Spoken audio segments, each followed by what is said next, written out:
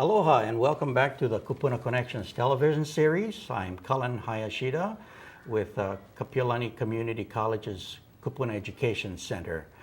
Each week we have an opportunity to talk about a variety of issues having to do with family care and elder care for our many kupunas in the community. And this week we're very fortunate to have with us a specialist from the City and County of Honolulu's Elderly Affairs Division to share with us some very important information about accessing your needs, assessing your needs, and finding services. Oftentimes we have seniors and family members that have great needs for their parents and their loved ones, and they're scrambling and they're panicking for services. How do we find services? How do we know what they need? And these are very important issues that we need to discuss today. So with us is Lee Shimizu from the City and County of Honolulu's Elderly Affairs Division. Welcome, Lee. Thank you. Lee, can you share a little bit about who you are and what you do? Well, I'm the Information Assistance Coordinator for the Elderly Affairs, and I'm also a licensed social worker. And what we do is we're the area agency on aging, so we're the one-stop for individuals and families to call upon and seek help, and also for us to do some outreach and to help them to link them up to services. Tell us a little bit about who you are, too. You have an incredible background and has been doing a lot of things for our community. Share a little bit. Well, brag a little bit. Well, I think I'm a senior citizen as well at 62. And I did work in the field for many years. A lot of it was with investigating elder abuse and neglect and financial exploitation. I got to really see the needs of individuals in their home situation and what actually takes place when people are stressed and don't have services. We also did a lot of placements, putting people in care homes and nursing homes, but also to help people with services such as chore services and bathing services and things like that. Things to sustain individuals so that they can stay healthy and live at home comfortably. I see. Okay. Well, let's start off first of all just by addressing the climate of families today, or how are people doing with regards to elder care, with regards to working the work between families and older adults in the community. Are they more knowledgeable? Are they planning well for the future? What would you say to that? Well, us manning the senior helpline, we hear a lot about what the families are experiencing in the community. And for the most part, most families and a lot of seniors are more educated and are more aware. However, the issues come up in terms of, can they afford the things that they are aware that they need to, such as the cost of home care and services to keep individuals in their own homes. So costs, I think, especially in today's economic climate, is one of the major, I would say, barriers or concerns that individuals have out there in terms of how are they going to actually afford services. And costs like $10,000 a month for nursing care scares people. Sure. Some people are scared into selling their own homes, which is not the right thing to do, and it's really devastating. So when we say that, are the families more knowledgeable, I think that they're more aware and they are very much seeking more information. But the technical aspects of it is what individuals need to know on a case-by-case basis. Every person's situation is different, and so that's where I think our outreach is really important. Okay. Now, let's say people call the city, the City and County of Honolulu's Elderly Affairs Division, senior hotline, or your services, and they, of course, they may have some general ideas with regards to the situation of their mom or their dad. Maybe they're falling, or they're having difficulty eating, they're not listening, or they don't seem to make sense, or whatever. And they just feel like they need help, and they're not quite certain exactly what kind of help they need. What do you do as far as how do you go about and trying to figure out what's the assessment process like anyway? What do you cover? Yeah, that's absolutely true. Most people that call aren't really sure. They know that something's not right, and they want help because they don't know how to figure this problem out, but they can't put their, place exactly what the problem is. So what we have social workers on board, masters in social work, to do an assessment. It's a needs assessment, and it's also a process to actually define what the problem really is. A lot of times people don't call until some precipitating event occurred, such as when you mentioned a fall, or they notice that mom or dad is, forgetting things a lot more, and it's causing a problem, such as they got lost. All of a sudden, they used to go shopping, but yesterday they got lost. They couldn't find their way home. Things like that would precipitate it. And social workers are trained to figure out what the actual problem is, so then we can define what needs they might have and how can we access services to mitigate that problem. So what kind of questions do you ask? What are the various areas or dimensions that you look at? Well, I have a list that I use and I have my workers use, and it's kind of like a let's talk about this kind of list, and it has various different You know what I did with areas. that? I made it into a circle. Okay. So maybe we can just put it up on the screen there. Okay. That perhaps we can see. This is not a. Let's see now. I've got to change this view somewhat. I'm sorry about that. There we go. Oops. Sorry about that.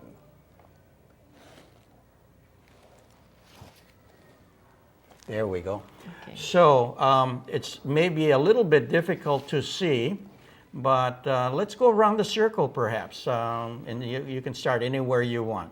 What color would you like to start with? Okay, that looks like orange on the top, and that would be memory. Yes. So a lot of times people will say that, all of a sudden, my mom or my dad is starting to misplace items and blaming me for it, or they're losing things, or they forget to turn off the appliances, and so they almost started a fire, and we're worried about it, or this person is really starting to become confused about things, and they don't understand who's who in the house now, and they don't even do their own bathing and eating because they're forgetting to do that. So that would be something in the realm of memory. And so that's one of the things that you check into. Okay. And then the next one would be behavioral. Sometimes families will notice that their loved one used to be very docile and very friendly, and all of a sudden they're acting out. They're angry, combative, aggressive. Sometimes it's a kind of a slow progression. Sometimes it's a real quick progression. But those are really red flags, especially if they're, sudden onset of a change in behavior. Okay. Family issues, which is the purple one, we talk about, this is something that is really important when we do family counseling, is that we want to bring all the people in who are involved. Sometimes the senior will say, well, I don't want to get my family involved. I don't want to be a burden.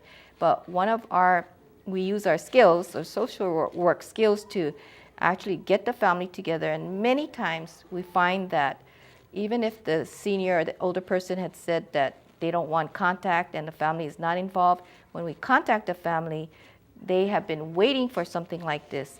And just talking to the family is not enough. It's talking about who's going to do what, and we help them to figure out who's going to do what. If you cannot do the physical day-to-day things, then maybe you can help out with resources, with money, or with coming down and giving the person who has the majority of the duties, give them a break and give them respite. And also to help them to create a schedule, like when should we be meeting and where should we be meeting. You want it to be in a most comfortable place for the older adult. And also lastly, we want to be able to, for the families to come to agreements and to cooperate with one another. So those family issues are a really big talking point. Okay, so then beyond that, Housing and living conditions, we talk about people want to age in place. Most older adults want to age in place. they want to live in their own homes. Huh? Right. So then we need to look at how safe is the home for them to stay there, and look at the informal and formal supports that can support the individual so that they can live safely in their own homes, and see how much that, can families do without a cost, and if not, like I said, the family issues to say how much can we afford, maybe together. If that's not going to be an option, a lot of times we have to look at out-of-home placement. But there are things like retirement communities and assisted living and or foster care So you homes. need to be able to share what are the options. All the and- options. Yeah, for I guess housing. even with the home, you may need to do some things to modify the home. Absolutely, So, yeah. like a ramp Yes. or grab bars and those sorts of things so that people can stay where they are. Those Some- are all part of housing options, the Right, housing like issue. even about monitoring devices, Right. Things like that. Like if they, especially if they're alone, then if they have a monitoring device, then if they fall in the yard, they can either have a bracelet or a necklace that they can press, and the designated person is going to be called. Right, right. And then what other kinds of, so you've looked at housing, you looked at family issues and behavioral issues and mental issues. What else do you look at? The other key points are like finances or money. Money. And that's a huge part because a lot of older adults don't like to talk about money. It's a private matter. But here again, especially when we meet with families, we bring it up. As a neutral body, a social worker can do all of this. We will talk about maybe because the person is having memory problems, maybe we need to do direct deposits.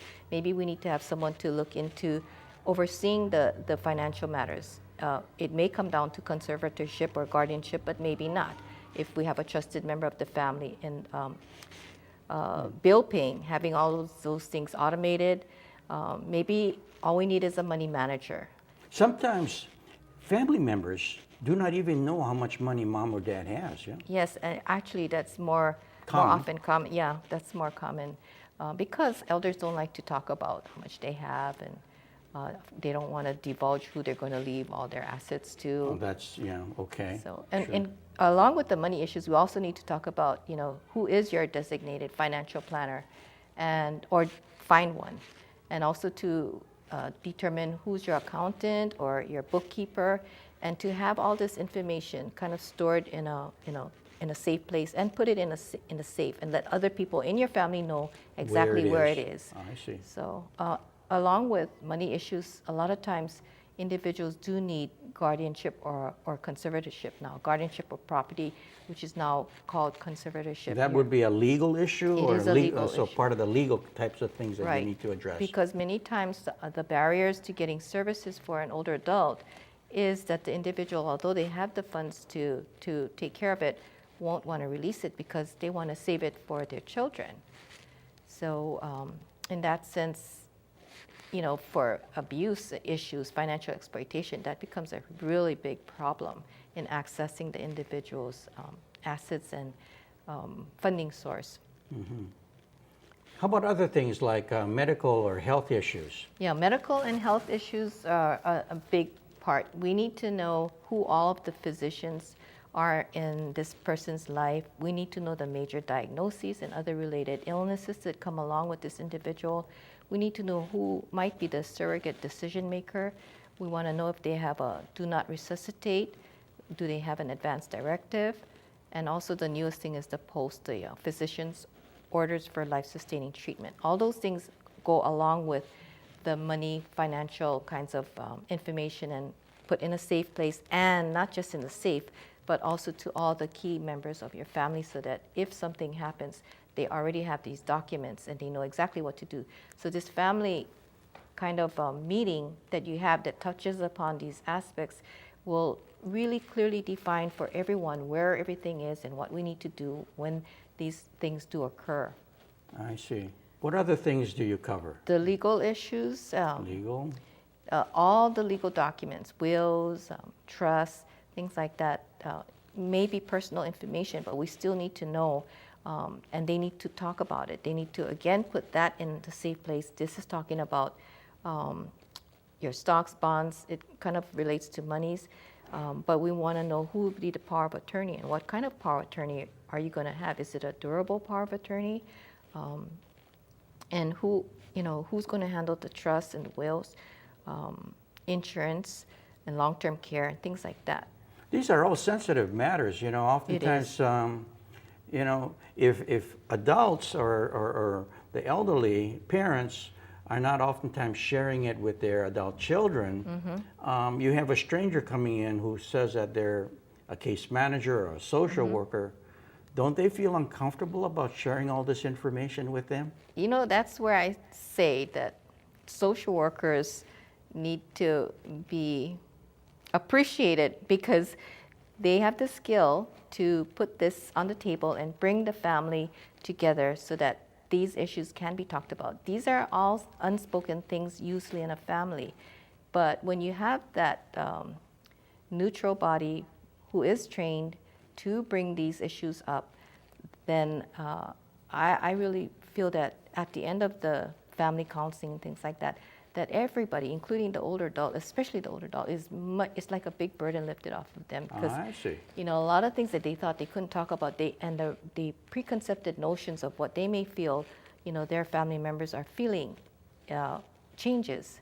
And everyone, when done right, can walk away feeling much more secure and much more able to face the future. Now, you also had in that circle two additional ones, one on spiritual issues and one on autonomy. What do you mean by those things? Well, a lot of times people forget about talking about the spiritual or religious aspect of the older adult, and it can be, especially in the later part of life, one of the most important aspects. And so we want to bring that to the table. What is your religious preference? I mean, some people may assume, oh, you're a Christian or you're a Buddhist, but this kind of information needs to actually be asked at that time. Get and that also, permission as such. yes, and what kind of end-of-life plans, should we be looking at? Are you, against cremation, or are you for burial? What kind of ceremony are we thinking about? Even if some people don't like to talk about death, and some cultures don't like to talk about it, we will bring it up in terms of, let's do a scenario that what if kind of a thing, or what is your culture? What does your culture usually do about it? And then from there we can hear, what they're used to doing and what they can foresee for themselves. And we want to know who is their minister, who they want, and who is going to do the funeral plans and things like that. And we kind of bring these things up that never get talked about before. And then lastly is the self-determination and autonomy. A lot of people, individuals and families, don't know about self-determination.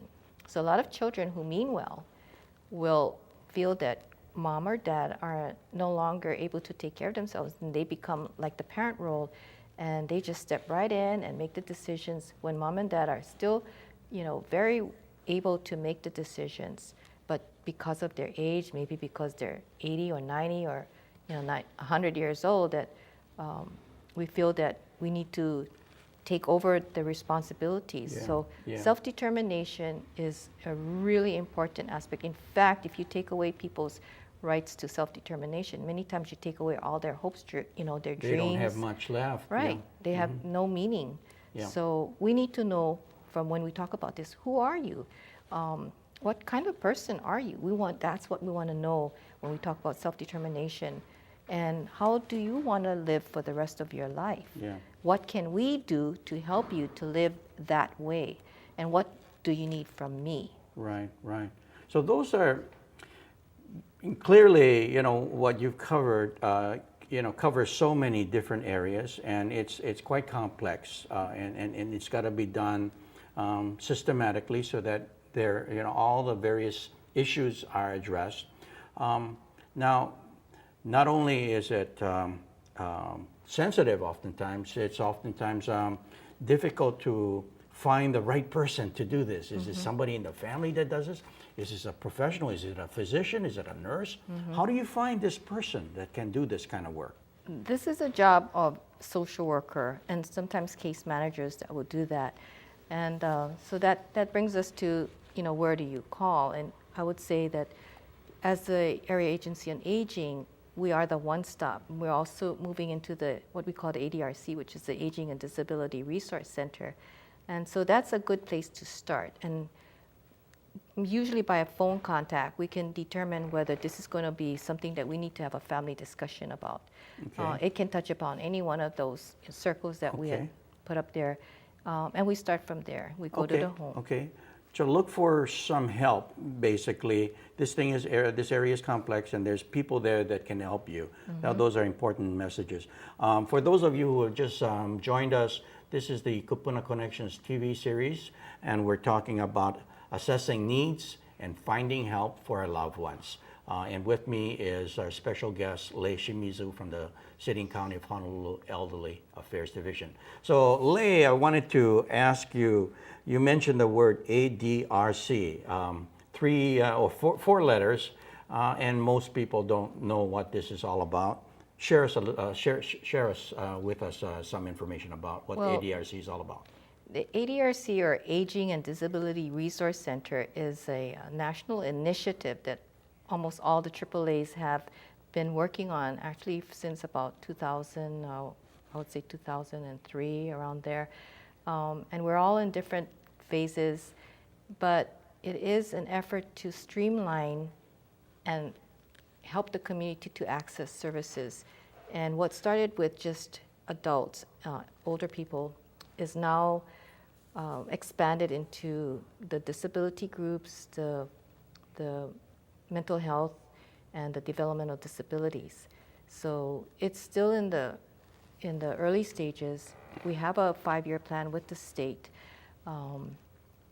and what it is just basically a one-stop. So ADRC right now is a program of the Elderly Affairs Division, and the outreach component that we have through the Information and Assistance section is what takes that information out into the community and to link them up to services and eventually to do the case management. Right now we contract with various different service providers in the community, including the case management.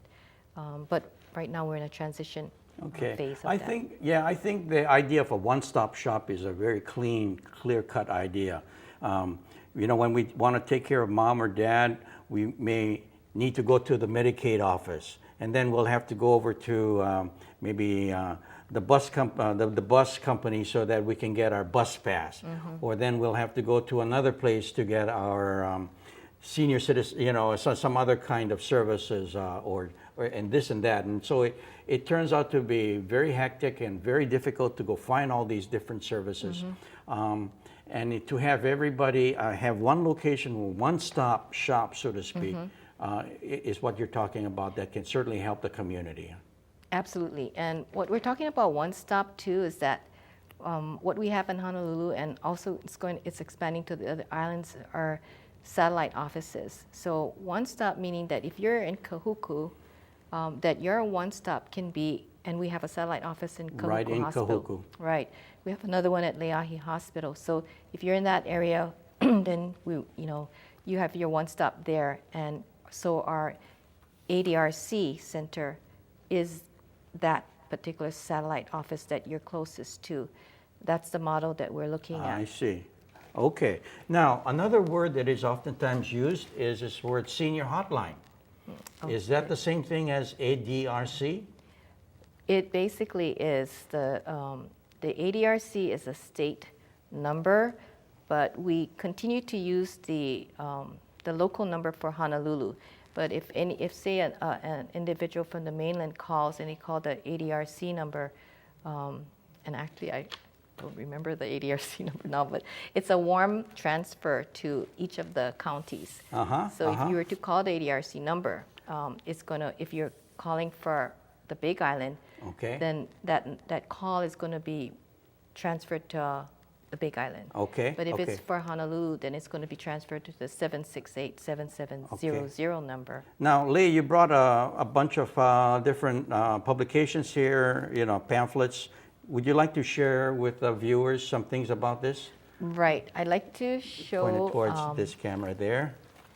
This is our I senior don't know if... information and assistance